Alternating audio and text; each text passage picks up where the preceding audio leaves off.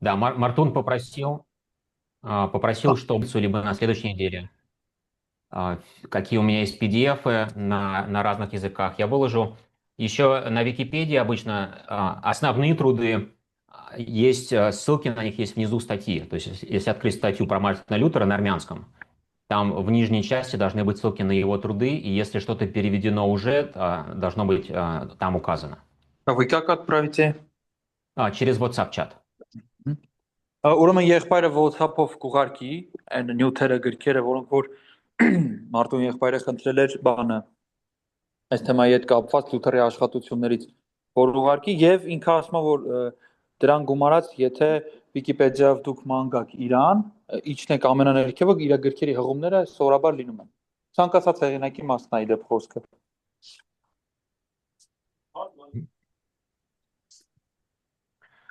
Мгм. Хорошо, значит, продолжим тогда с реакции. Շատ լավ, եկեք արձագանքից շարունակենք։ Да, сейчас у меня что-то с зумом произошло. Я сейчас подключусь, хорошо. Так. Ասենք եղբայրը Zoom-ի հետ կապված ինչ-որ խնդիր է եղել։ Վերջացնի եւ միանամ ես։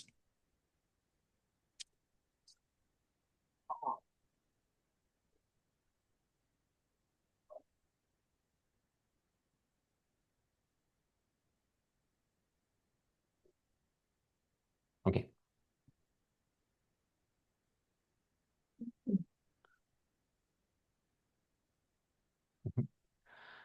Значит, мы обсуждали реакцию на 95 тезисов. Շատ լավ, մենք քննարկեցինք ռեակցիայի մասին, զրուցեցինք 95 թեզիսների, թե ինչ արձագանք ստացա։ И что изначально Папа Римский и остальные не посчитали это за какую-то опасность или за что-то, с чем надо будет сражаться. Եվ այն բանի մասին, որ սկզբից Հռոմի Պապը դրան այնպիսի մեծ կարևորություն չէր տալիս, եւ այնպես դուրս չէր վերաբերվում, որպես մի բանի, ինչի դեմ կարելի է կռվել կամ փորձել լրացնել։ Но в обществе эти тезисы нашли резонанс. Բայց այն ազդեցություն ունեցավ միևնույն է հասարակության մեջ։ И тогда Папа Римский понимает, что ему надо как-то уничтожить Лютера. Եվ այդ ժամանակ արդեն Հռոմի Պապը հասկանում է, որ պետք է ինչ-որ կերպ ոչնչացնել Լյութերին։ Не обязательно даже его убивать, нужно просто уничтожить его репутацию. Ոչ թե իրեն սպանելու հետ կապված, այլ ուղղակի չեզոքացնել իր համբավը։ А самое лучшее было для этого, если бы Лютер бы проиграл дебаты и признался в своих ошибках. Իսկ դրանցից լավագույնը կլիներ, որ Լյութերը ուղղակի պարտվեր ինչ-որ բանավեճի մեջ եւ ուղղակի ընդուներ իր մեղքը։ Получится ли у папы сломать одного монаха? Կարող է Պապը մի վանականի ուղղակի չեզոքացնել, թե ոչ կոտրել։ У Якова Фугера больше всего в Европе денег. Հակոբ Ֆուգերի մոտ Եվրոպայում ամենաշատ գումարը կա, но больше всего власти у Папы Римского. Եվ բայց ամենաշատ իշխանությունը ունի Հռոմի Պապը։ Он контролирует 3 голоса из 7 на избрание императора. Նա ազդեցություն ունի կայսրի ընտրության հարցում 7 ձայներից 3-ի վրա։ И как раз-таки в 1518 году, через год после тезисов, это время избирать нового императора. Եվ իմիջիայլոց հենց հաջորդ տարին այն ժամանակն էր, որ պետք է нոր կայսր ընտրվեր։ И Папа Римский понимает, что Лютер не может вести свою деятельность без помощи герцога Саксонии. Եվ նա հասկանում է, որ Լյութերը չի կարող իր գործունեությունը ծավալել առանց Սաքսոնիայի կառավարչի օգնության։ То есть, если можно повлиять на герцога, если можно повлиять на Фридриха III, тогда можно достать до Лютера. Այսինքն նա հասկանում է, որ եթե կարողանա ազդել այս իշխանի դգսի վրա նա կարող է նաև ազդել Լյութերի վրա։ Да. Фридрих III, герцог, кюрфюрст Саксонии, один из самых могущественных людей в Европе. Այսպեսով Ֆրիդրիխ III Սաքսոնիայի դուքսը ամենաազդեցիկ մարդկանցից մեկն էր Եվրոպայի։ И он главный спонсор Виттенбергского университета. Եվ նա գլխավոր հովանավորն էր նաև Վիտենբերգի համալսարանի։ Мартин Лютер работает на него. Լյութերը իր մոտ էր աշխատում, իր աշխատողն էր, այսպես ասած։ То есть, если попросить Фридриха, он может просто его уволить. Այսինքն, եթե Ֆրիդրիխին ուղղակի խնդրեր, հնարավոր է Ֆրիդրիխը ուղղակի նրան աշխատանքից ազատեր։ Он может его арестовать по просьбе Папы Римского. Կարող էր նաև նրան ձերբակալել նույն պապի խնդրանքով։ И он может Лютера даже просто взять и отправить в Рим и сказать, сами с ним разбирайтесь, это не моя проблема. Եվ անգամ կարող էր վերցնել եւ ուղարկել Լյութերին Հռոմ, ասելով դուք ձեր հարցերը ձեր մեջ լուծեք։ И с точки зрения папы, Фридрих III это просто один из принцев, он с ними всеми знаком. Եվ պապի տեսանկյունից Ֆրիդրիխը ուղակի արքայազներից մեկն էր, որովհետև նա բոլորի հետ ծանոթ էր։ Они все католики одинаковые приблизительно. Նրանք բոլորն էլ համարյա նույն կաթոլիկներն էին։ Они все очень богатые и очень коррумпированные, и он все про них все знает. Բոլորն էլ շատ հարուստ էին, շատ կոռումպացված էին, նա իրենց բոլորի մասին ամեն ինչ գիտի։ Он, например, знает, что у Фридриха есть коллекция реликвий. Նա օրինակ գիտի, որ Ֆրիդրիխը ունի սուրբ մասունքների հավաքածու։ 19 тысяч экспонатов, это огромная коллекция. 19,000 քանակությամբ, դա շատ մեծ հավաքածու է։ В этой коллекции есть молоко Девы Марии. Այդ հավաքածուի մեջ кա Ույս Մարիամի կաթը։ Да, якобы, да, естественно, не настоящая. Իբր Палочка из куста Моисея горящего. վառվող մորենուց մի փայտ, մի կտոր։ Сено из яслей, в которых спал Иисус. Այն ծղոտներից մի հատը, որի մեջ դրել են Հիսուսին։ Да, то есть Лев X, он не думает, что Фридрих поддерживает Лютера или согласен с ним. Այսինքն Լեո 10-րդը չէր մտածում, որ Ֆրիդրիխը կամ աջակցում կամ էլ համաձայն է Լյութերի հետ։ Он полностью встроен в эту систему, и он участник всего, что происходит. Նա ուղղակի մտած է, մասնակիցն է այդ համակարգի եւ տեղյակ է թե ինչ է կատարվում։ В том числе Фридрих III также зарабатывает со своей коллекцией реликвий. Իմիջիայլոց Ֆրիդրիխ III-ը նաև գումար է վաստակում իր հավաքածուի շնորհիվ։ То есть он уже пускал индульгенции к себе. Այսինքն ինքը արդեն ինդուլգենցիային կողմ էր ընդունել էր իր Он не против индульгенций.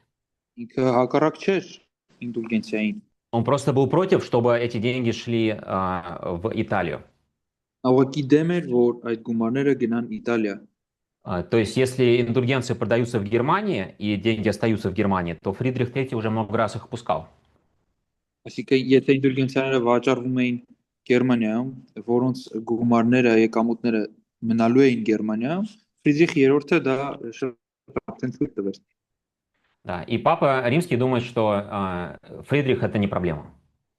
Որովհետեւ Պապը մտածում է, որ Ֆրիդրիխը խնդիր չի։ Что если он разрешил этому скандалу, значит, он чего-то хочет. Որ եթե նա այս սկանդալը թույլ է տվել, ուրեմն ինչ որ բան ուզում է։ Он, наверное, держит Лютера, потому что он ожидает, что папа попросит его что-то. Երևի թե պահում է Լյութերին, որովհետև մտածում է, որ ինչ որ մի բան կուզի Պապը իրենից։ И в 1518 году Папа Римский дарит Фридриху золотую розу. Եվ 1518 թվականին Լեո 10-րդը տալիս է ոսկուց վարդ նրան։ Это происходит между двумя разными дебатами Лютера. Եվ տեղի ունենում սա Լյութերի երկու տարբեր բանավեճերի արանքում։ У него будут дебаты в Гейдельберге. Նա կունենա Հայդելբերգում դեբատ, и у него բանավոր будут допросы с кардиналом Каджетаном. եւ կլինի հարցաքննություն կարդինալ Կագետանի հետ։ И задача Каджетана уговорить Лютера или как-то заставить Лютера поехать с ним в Рим. Եվ կարդինալի առաջին այդ հանձնարարականը կլինի կամ նպատակը կլինի, որ Լյութերին ստիպի իր հետ գնալ Հռոմ։ И вот между этими двумя событиями Папа Римский Фридриху посылает Золотую Розу.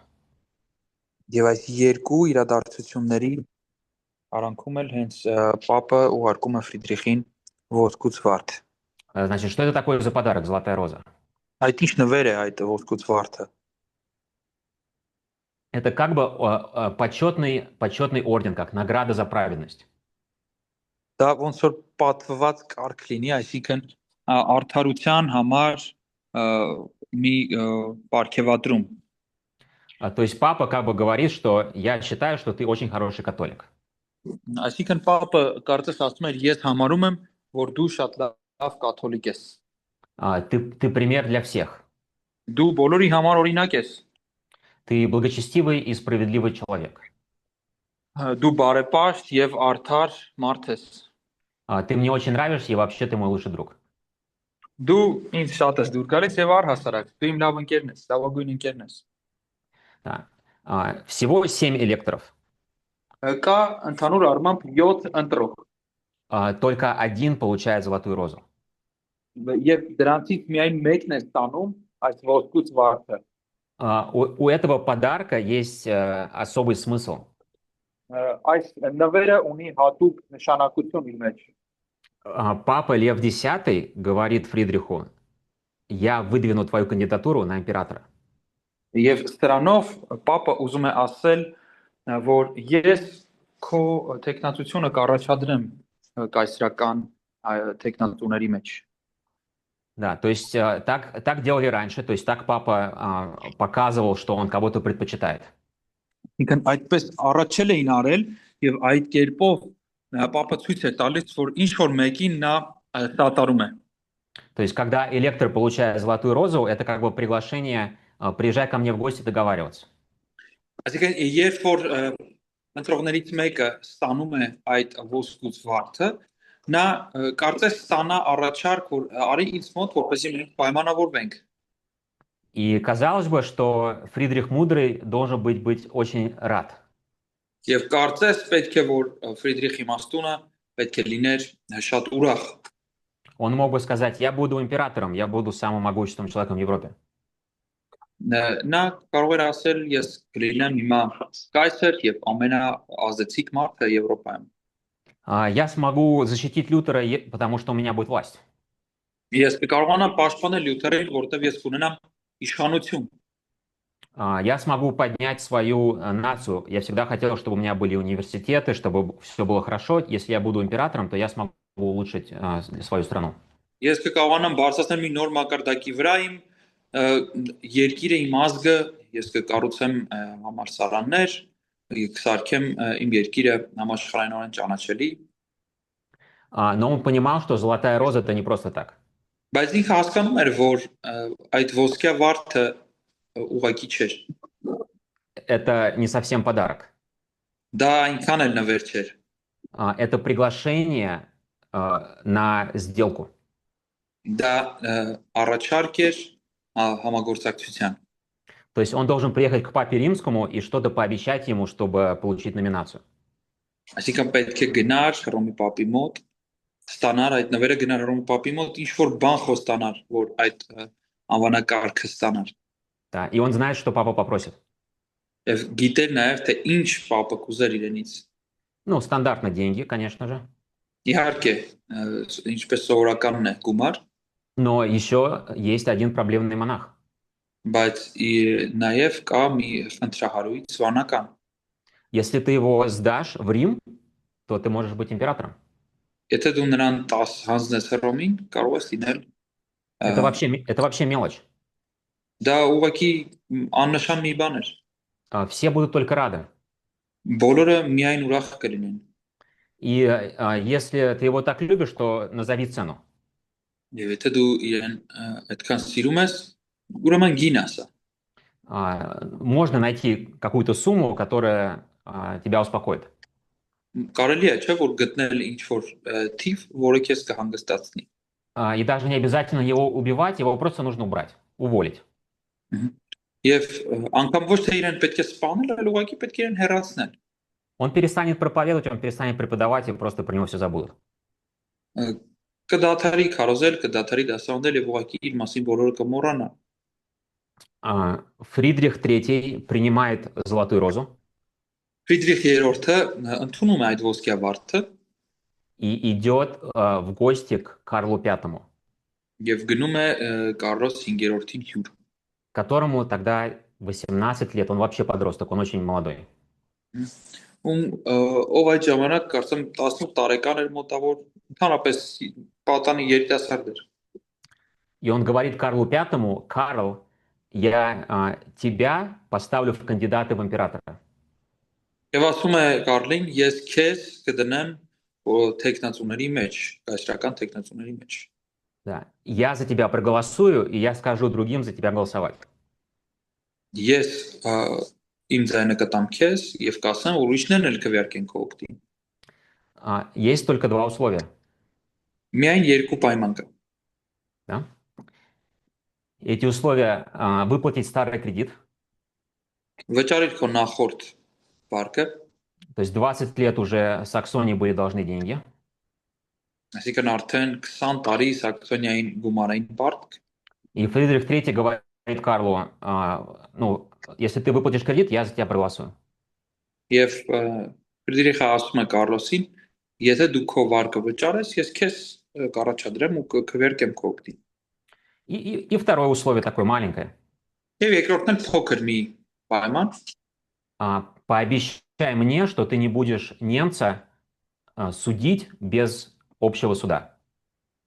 խոսացիր, որ դու գերմանացուն չես դատի առանց այդ ընդհանուր դատի։ То есть, если ты поймал немца, он виноватый в чем-то, то ты просто так его не арестуют. Вот ты проведи суд, и тогда суд уже определит его судьбу. Այսինքն եթե դու ինչ որ գերմանացի ես գտել, ով մեղավոր է, խոսացիր, որ ուղղակի նրան չեք դատի, մինչև որ չլինի դատ, մեղադրանք չառաջադրվի։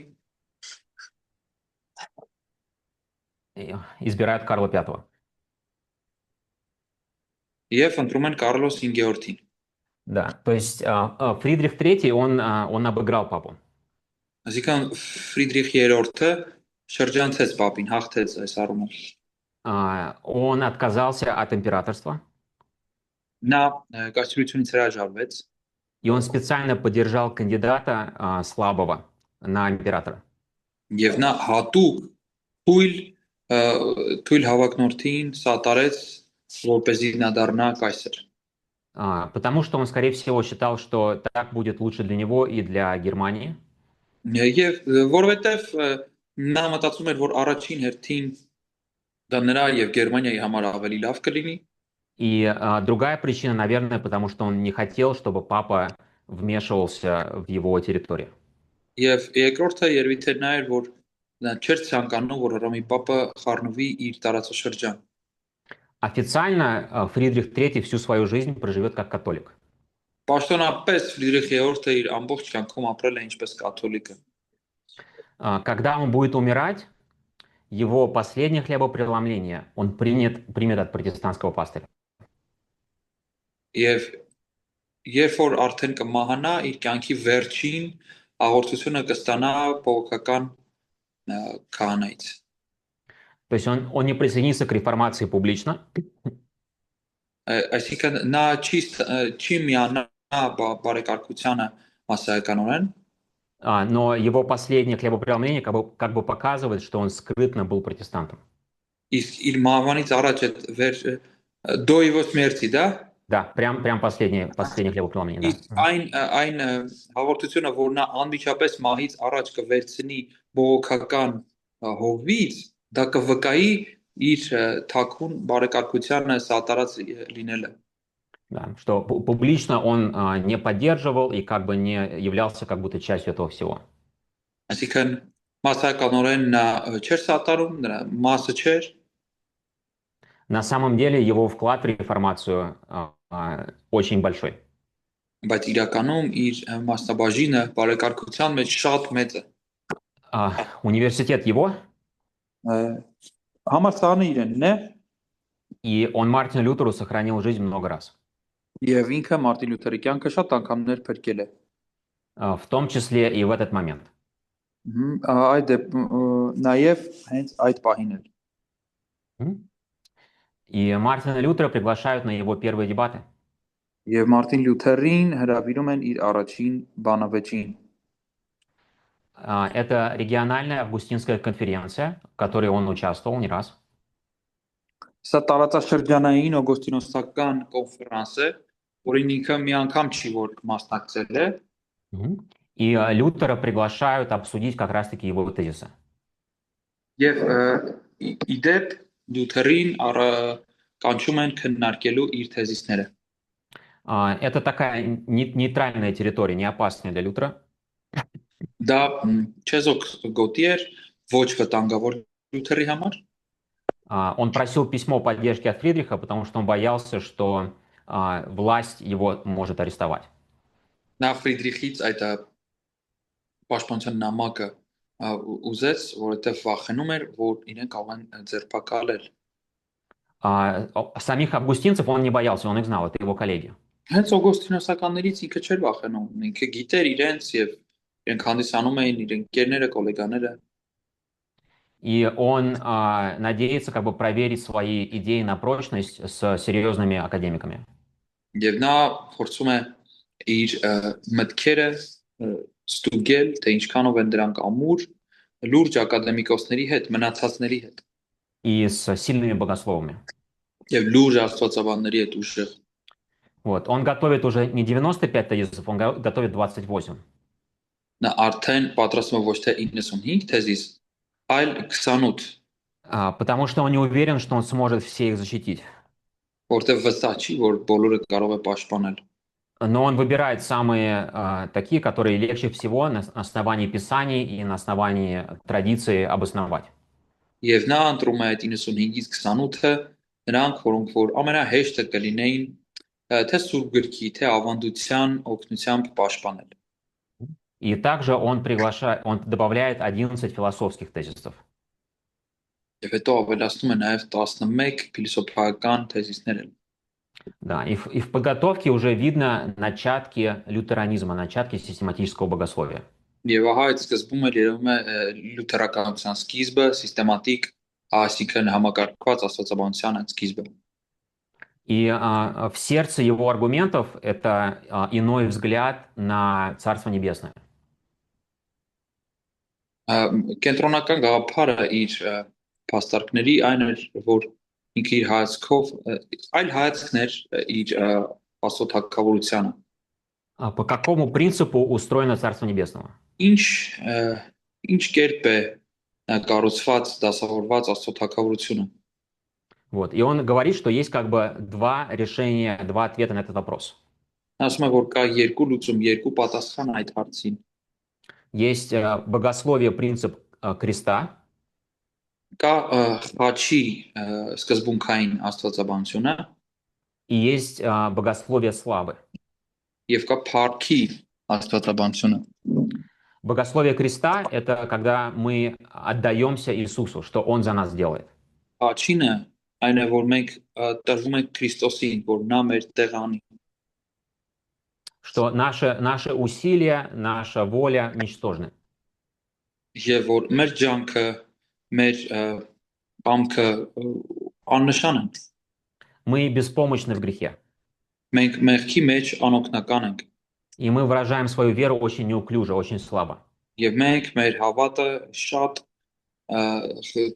թույլ կերպով ենք, շատ թույլ կերպով ենք արտահայտում։ А Иисус нас спасает милостью. Եվ Հիսուսը մեզ փրկում է ողորմությամբ։ Он нас спасает от немощи. Նա մեզ օգնում է մեր անկարողությունից, փրկում է մեզ անկարողությունից։ И Он не просто спасает нас от ада, Он спасает нас от самих себя. Եվ ոչ թե նա մեզ ուղղակի փրկում է դժոխքից, նա մեզ ինքներս մեզնից է փրկում։ Потому что сами себя мы умеем только уничтожать. Որտեղ ինքներս մենք մենակ կարողանում ենք ոչնչացնել։ А Иисус любит и милует, и любит спасать. Իսկ Հիսուսը ողորմած է եւ սիրում է փրկել։ Это богословие креста. Սա խաչի աստվածաբանությունն է։ Другое богословие он называет богословием славы. Հաջորդ աստվածաբանությունը նա փառքի աստվածաբանություն է կոչում։ И богословие славы – это когда человек сам делает свое спасение. Դա այն է, որ երբ մարդն է իր փրկությունը իրագործում, Что он сам творит благие дела, и он сам себя исправляет. Այն որ մարդը ինքն է կատարում բարի գործերը, դրա միջոցով ինքը իրեն փրկում է։ И что он ищет славы, и он живет в славе, он прославляем. Այսինքն նա փնտրում է փառքն, ապրում է փառքի մեջ, նա փառավորված է։ И это богословие католическое Лютер называет ошибочным, неправильным. Եվ այս կաթոլիկ աստվածաբանությունը Լյութերը անվանում է սխալական։ То есть нельзя жить в поисках славы и по славе. Այսինքն պետք չի ապրել, չի կարելի ապրել փառքի փնտրտուքներով, Вся слава должна принадлежать только Богу. որովհետև ամբողջ փառքը պետք է Աստծուն պատկանի։ Нужно жить в милости Божьей и в объятиях Христа, и только так можно выжить. Պետք է апրել Աստծո ողորմությամբ Քրիստոսի գրկում եւ միայն այդ պարագայում կարելի է ապրել, փրկվել։ Да, то есть, видите, уже на первых дебатах уже разговор не об индульгенциях. Տեսնում եք արդեն առաջին բանավեճերում իսկ խնդիրը ինդուլգենցիաները չեն։ Индульгенция – это вообще вторичный вопрос. Ինդուլգենցիաները դա երկրորդական հարցեր են։ И даже не о покаянии, о шагах покаяния или протоколе покаяния. Եվ անգամ ոչ թե ապաշխարության մասին, այլ քայլերի մասին։ Вопрос в самом сердце христианства. Что такое христианство?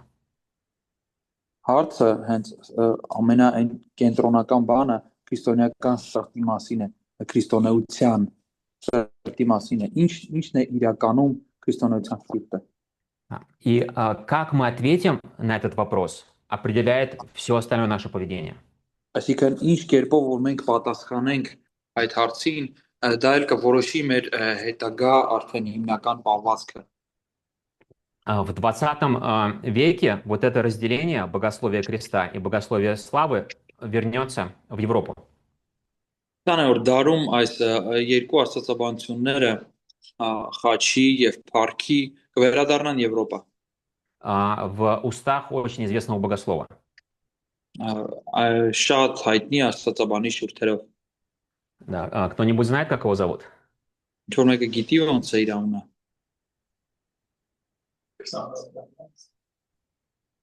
Որ խնդրեմ մի հատ էլ էլի մոտնենցա կդրտում։ Ուրեմն այս խաչի ու փառքի աստվածաբանությունը 20-րդ դարում Լյութերով չվերջացավ։ 20-րդ դարում էլի է հայտնվում Եվրոպայում։ Հիմա այս անգամ շատ հայտնի քրիստոնեական քարոզիչի շուրթերին։ Դիմա եղբայրը հարցնում է ինչ որ մեկը գիտի ով է այդ մարդը։ Չէ։ Нет.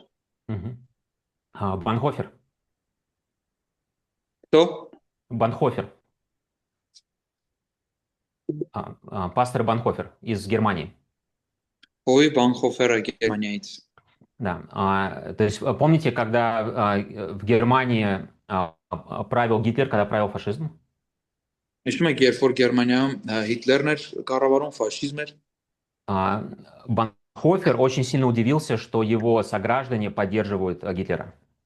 Банհոֆերը շատ զարմացավ, որ իր համակարգացիները սատարում են Հիտլերին։ И что они желают, ну, как бы безопасности страны, процветания страны, но каким-то очень странным образом. Եվ որ նրանք ցանկանում են, որ երկիրը իրենց բարգավաճի, բայց ինչ-որ տարօրինակ կերպ են ընտրել դրա համար։ И что крестьяне поддерживают и внешнюю политику Гитлера, и его очень странное поведение, даже когда оно противоречит принципам библейским. Եվ որ քրիստոնյաները սատարում են Հիտլերին իր պահվածքը, անգամ այն պարագայում, երբ որ դրանք հակասում են քրիստոնեական աստվածաշնչյան սկզբունքներին И Банхофер обращается к церквам. եւ Բանխոֆերը դիմում է եկեղեցիներին И он говорит им те же самые принципы. եւ իրենց այդ նույն սկզբունքներն է ասում Он говорит, каким принципом вы живете? Принципом креста или принципом славы? նա ասում է դուք ինչ կերպով եք ապրում ինչ սկզբունքով խաչի թե парքի Это прямой лютеранизм. դա հենց ուղիղ լյութերականություն է Да, то есть он взял это богословие Лютера с этого диспута и перевел его в контекст 20 века.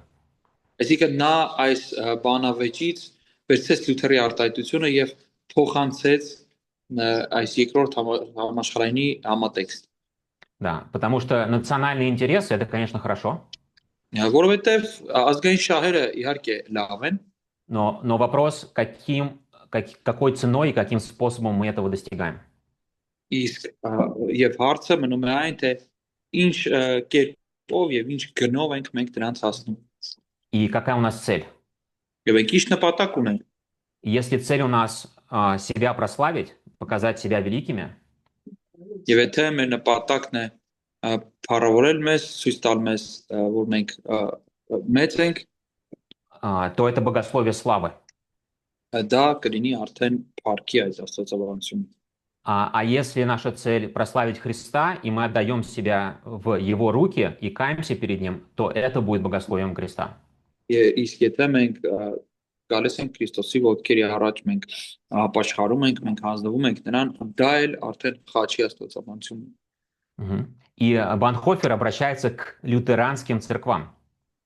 Եվ Բանհոֆերը արդեն դիմում է լյութերական եկեղեցիներին А они не знают, о чем он говорит. իսկ իրենք չեն հասկանում թե ինքը ինչի մասն է խոսում Да, за 400 лет они забыли. այսինքն 400 տարվա ընթացքում նրանք մոռացել էին Да, они забыли то, что сформировал Лютер. այսինքն նրանք մոռացել էին թե ինչ էր կազմավորել լյութերը Да, то есть сегодня это до сих пор остается актуальным. այսինքն մինչև այսօր դա արդիական է И очень-очень интересно. եւ շատ հետաքրքիր На диспуте в Гейдельберге Лютер не переубедил своих оппонентов. Եվ լյութերը չկարողացավ համոզել իր հակառակորդներին այդ դեպատի ժամանակ Հայդելբերգի մասն է խոսքը Да, то есть у него 5 соперников августинцев. նա ունի 5 հակառակորդ օգոստինոսականներից Они его внимательно слушают. նրանք իրեն ուշադիր լսում են Они его уважают. հարգում են իրեն Но они ему говорят, Лютер, ты не прав. բայց ասում են լյութեր դու ճիշտ չես Ты ошибаешься, ты неправильно понимаешь Писание. դու սխալվում ես դու սխալ ես տեսնում հասկանում աստվածաշունչը И ты неправильно понимаешь церковную позицию. եւ դու ճիշտ ես հասկանում եկեղեցական դիրքը պաշտոնը И ты неправильно понимаешь отцов церкви и церковную традицию. եւ դու նաեւ լավ չես հասկանում ոչ եկեղեցու հայրերին ոչ էլ ավանդությունը И вот 5 специалистов он не может сдвинуть. Եվ ահա այս 5 մասնագետներին նա չի կարողանում տեղից շարժել Но студенты, которые слушают эти дебаты, они согласны с Лютером. բայց այն ուսանողները որ լսում են այս բանավեճերը նրանք համաձայն են լյութերի հետ Августинцы видят им знакомый августинизм. օգոստինականները տեսնում են նրա մեջ իրենց ծանոթ օգոստինականությունը Да, как называется самая известная книга Августина? ինչպես է անվավում օգոստինոսի ամենահայտնի գիրքը Кто-нибудь знает? Խոստովանություն, ինչ որ մեկը գիտեք խոստովանություն, Confessions Исповедь известная, но это не самый известный труд. ամենահայտնի ինչի բայց հայտնի Да, Град Божий. Град Божий Да, City of God. Աստծո քաղաքը Да, Град Божий. Про что эта книга? ինչի մասին է այդ գիրքը Основной вопрос той книги, почему варвары разрушают нашу великую красивую империю. Այդ գրքի մեջ հիմնական այն հարցը, որը քննարկում է, այն է, թե ինչու են բարբարոսները մեր գեղեցիկ հիանալի երկիրը քանդում, ավերում։ В IV веке все христиане задавались этим вопросом. Եվ 4-րդ դարում բոլոր քրիստոնյաները այդ հարցը տալիս էին։ Мы же христианское государство, мы Божьи, мы служим Богу, почему мы погибаем? Մենք քրիստոնեական պետություն ենք, մենք ծառայում ենք Աստծուն, հավատում ենք Աստծուն, ինչի համար ենք մենք մահանում։ Да. И Августин в книге объясняет, что есть град Божий, а есть град людей. Եվ Օգոստինոսը իր գրքում բացատրում է, որ կա Աստծո քաղաք եւ կա մարդկանց քաղաքը։ И что город Божий живет вообще в другом измерении, по другим законам. Եվ որ Աստծո քաղաքը ապրում է ընդհանրապես ուրիշ հարթության վրա, ուրիշ օրենքով Он преследует другие цели. եւ ունի հետապնդում է տարբեր նպատակներ, ուրիշ նպատակներ։ Он совсем по-другому относится к окружающему его миру. Այն լրիվ այլ կերպ է վերաբերվում իր շրջապատող աշխարհին։ А город людей, которые люди строят, это как Вавилонская башня. Իսկ այն մարդկանց քաղաքը նմանեցնում էր Օգոստինոսը Բաբելոնի աշտարակին։ Они всегда хотят построить большую башню, которая достанет до небес. Նրանք միշտ ցանկանում են կառուցել մեծ աշտարակ, որը կարող է հասնել երկինքներին։ И у них никогда не получается. Եվ իրենց մոտ երբեք չի ստացվում։ Они ее строят высокой, и она обваливается. Նրանք ինչքան որ բարձր են պատրաստում այն, այնքան նա ընկնում է։ И Августин говорит, что империя – это Вавилонская башня. Եվ Օգոստինոսը ասում է, որ կայսրությունը դա Բաբելոնի աշտարակն է։ А что церковь – это град Божий. Եվ որ եկեղեցին Աստծո քաղաքն է։ И что все империи развалятся, а церковь останется. Եվ որ բոլոր կայսրությունները կտապալեն, բայց եկեղեցին կմնա։ Не потому, что церковь самая великая из всех других империй, Ոչ թե եկեղեցին բոլոր այդ կայսրություններից ամենալավն է, а потому что она в корне совершенно иначе устроена. այլ որ ինքը արմատապես լրիվ ուրիշ կերպ է կառուցված։ И она упирается не на свою силу, а на силу Бога. Եվ այն հիմնվում է ոչ թե իր ուժի վրա, այլ Աստծո։ И она ищет не своей славы, а славы Бога. Եվ այն փնտրում է ոչ թե իր, այլ Աստծո փառքը։ Да. Заметьте, есть схожесть, да? Նկատեք, որ կա նմանություն։ То есть богословие креста и богословие славы просто немножко по-другому выражено. Այսինքն խաչի աստվածաբանություն, փառքի աստվածաբանություն ուղղակի մի փոքր այլ կերպ են իրենց արտահայտության մեջ։ И Лютер это не выдумал, он не с ничего это придумал, то есть он это наследует от отцов церкви. Եվ Լյութերը դա ուղղակի չի հնարում, չի նորամուծություն անում, դա ժառանգում է եկեղեցու հայրերից։ Да, и вот доктора науки с ним не согласны, а другие августинцы, они узнают, они знают, это августинизм. Այսինքն դոկտորները իր հետ անհամաձայնություն են հայտնում, բայց մնացածը հասկանում են, այո, սա հասկանալի է օգոստինականություն է։ Хорошо, у нас время на перерыв, есть какие-то вопросы по гегельскому диспуту? Կա ինչ որ հարցեր, ինչը որ կգնանք ընդմիջման Heidelberg-ի այդ քննարկումների հետ կապված։